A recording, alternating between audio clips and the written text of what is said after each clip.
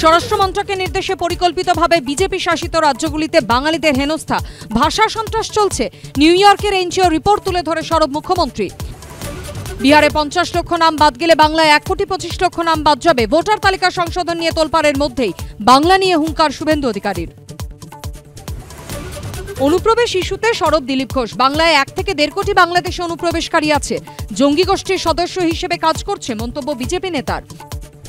স্বাধীনতা দিবসের আগে মোদির মুখে বিপ্লবী ক্ষুদিরাম বসু। মাত্র 18 বছর বয়সে দেশের জন্য প্রাণ দিয়েছিলেন ক্ষুদিরাম। এমন অসংখ্য বলিদানের পর স্বাধীনতা এসেছে, বার্তা প্রধানমন্ত্রীর। হরিদ্বারে মনসা দেবী মন্দিরে হুড়োহুড়িতে পদপিষ্ট অন্তত 6 জনের মৃত্যু, আহত আরও অনেকেই। যুদ্ধকালীন তৎপরতায় চলছে উদ্ধার কাজ। ফের বিমানে আতঙ্ক। আমেরিকা ডেনভারে মিয়ামিগামী বিমানে টেক অফের আগেই যান্ত্রিক ত্রুটি। জরুরি ভিত্তিতে নামানো হলো 173 জন যাত্রী কেবিন ক্রিউদের। কি নিয়ে সরগরম হীরক রাজ্য, কি বলছেন হীরক রাজ ও তার সভাসদরা? দেখুন হীরক রাজার দরবার রাত 10:30টায়।